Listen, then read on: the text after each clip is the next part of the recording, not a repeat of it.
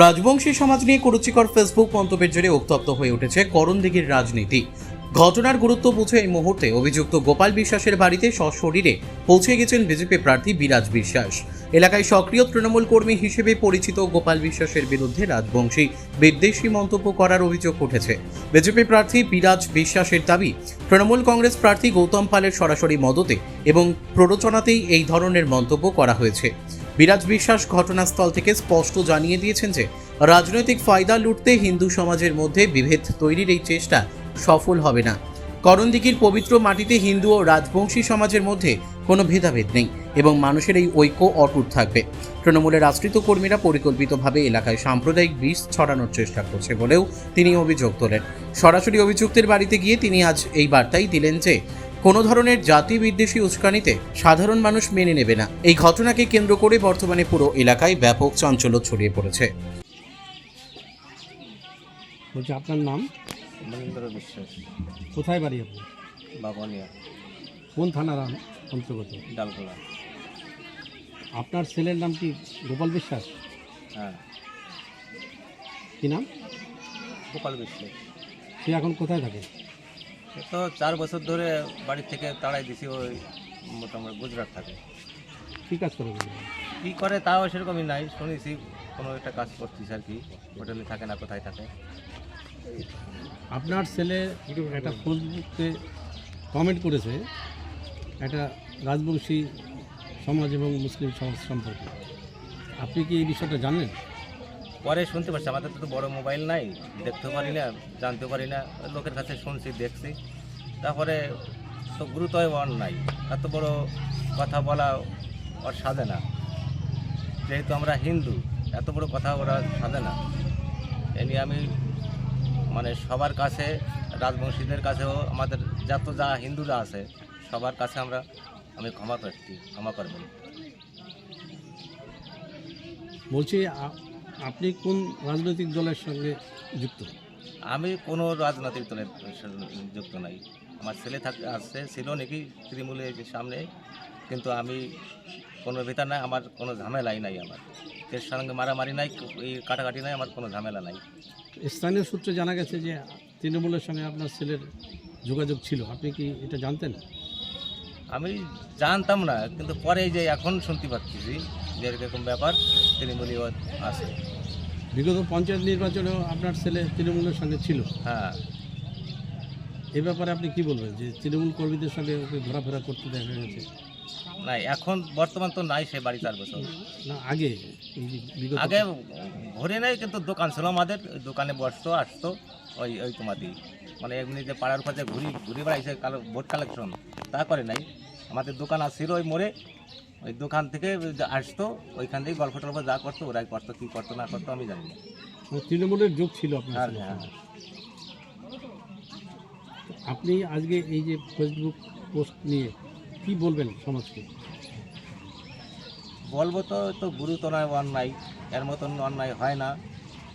এখন ছেলে পড়ে পড়ছে, এখন তাতে তো 4 বছর বাড়িতে নাই, এখন সে মাপ চাইছে, আর আমরা তো আছি, আমরা মাপ চাচ্ছি, যেহেতু আমাদের যাতে ক্ষমা করা যায়, ক্ষমার যোগ্য না, তথাপিও আমি সবার কাছে মাপ চাচ্ছি। সমাজ মাধ্যমে জানতে পারলাম যে বিরাজ বিশ্বাস এবং আপনার কি নাম বললেন? মনীন্দ্র বিশ্বাস। মনীন্দ্র বিশ্বাস, আপনার কি একই বংশের লোক কিংবা আপনার নিকট? না, আমিও জানি না। বিরাজ বিশ্বাসকে আপনি চেনেন? না, আমি এখনো দেখিনি। দেখেন না, তা আপনি বিশ্বাস, উনিও বিশ্বাস, কিন্তু দেখা দেখেও নাই, জানাও নাই আমার সঙ্গে। আপনার কোনো আত্মীয় স্বজন নেই? না, তা সে পর্যন্ত আমরা জানি না।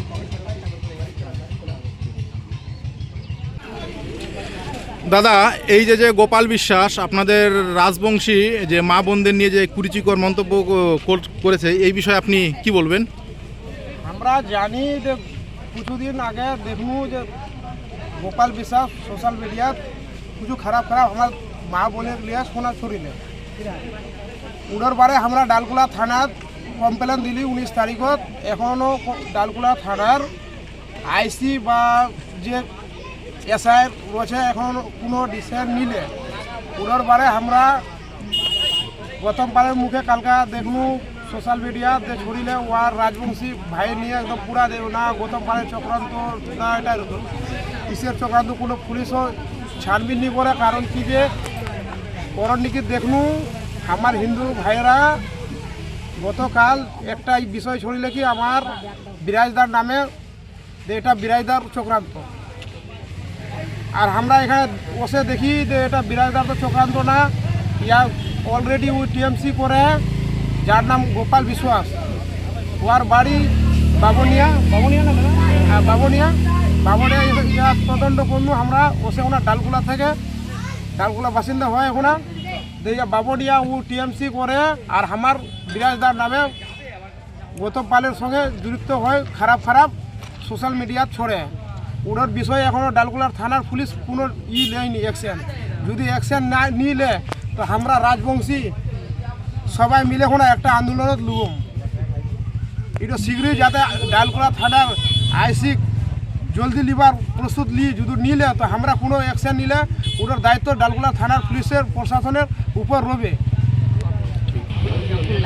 দাদা, আপনার এই পাড়ার যে গোপাল বিশ্বাস, এই গোপাল বিশ্বাস যে আমাদের এই রাজবংশী মা বোনেদের নিয়ে যে কুরুচিকর মন্তব্য করেছে, এই বিষয়ে দাদা আপনার এই পাড়ার যে গোপাল বিশ্বাস, তো ওই ব্যক্তি যে আপনার ওই আমাদের রাজবংশী মা বোনেদের নিয়ে যে কুরুচিকর যে মন্তব্য করেছে, এই বিষয়ে আপনি কি বলবেন?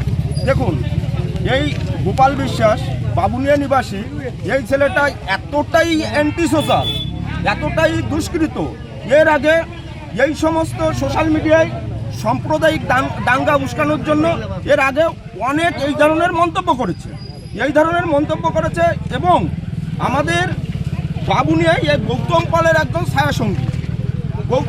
ছায়াসঙ্গী হয়ে আমাদের বাবুনিয়ার দিকে যখন এই ছেলেটা এই সমস্ত অপকর্ম করে, বাবুনিয়ার সমস্ত কর্মীরা একে গ্রাম থেকে বহিষ্কৃত করার পরে গৌতম পালের সহযোগিতা নিয়ে দেখুন আমাদের বাবুনিয়া গ্রামের প্রতিটা ব্যক্তির নামে কেস দেয়, বাবুনিয়ার ব্যক্তিদের নামে এই ছেলেটা কেস দেয় গৌতম পালের সহযোগিতা নিয়ে।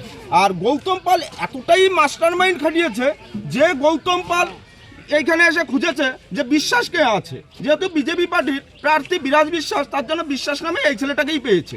এই ছেলেটা গুজরাট থেকেই এই ধরনের মন্তব্য করেছে। এর প্রতিবাদ করার জন্য আমাদের রাজবংশী ভাইরা বিভিন্ন থানায় কেস করেছে, আমাদের প্রার্থী কেস করেছে, কিন্তু একটা বিষয় হলো একে কেন অ্যারেস্ট করছে না? আপনারা কান খুলে শুনে রাখুন, একটা বিষয়, একে কেন অ্যারেস্ট করছে না? এর পিছনে গৌতম পালের সরাসরি হাত আছে।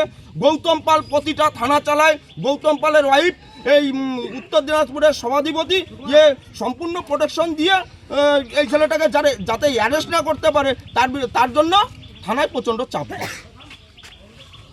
থানার থেকে কেন অ্যারেস্ট করছে না? আজকে এতটাই অ্যান্টি সোশ্যাল ব্যক্তি, এই ব্যক্তিকে অ্যারেস্ট করতে পশ্চিমবঙ্গ পুলিশের একটা মিনিট সময় লাগবে না। পশ্চিমবঙ্গ কি ভারতবর্ষের যে কোনো কোনায় থাকুক না কেন, পুলিশ যদি ইচ্ছা করে একে অ্যারেস্ট করতে পারে, কিন্তু পুলিশ জেনে শুনেই অ্যারেস্ট করছে না। এর জন্য এই বিষয়গুলোও করছে। আর আগামী দিনে যদি এই ব্যক্তিকে অ্যারেস্ট না করে তাহলে আমরা শুধু রাজবংশী ভাইদের উপর ভরসা করে থাকবো না, আমরা এসসি নমশূদ্র, রাজবংশী, নুচি, মেথর সবই আমরা এসসি, একই সম্প্রদায়ের ভাই।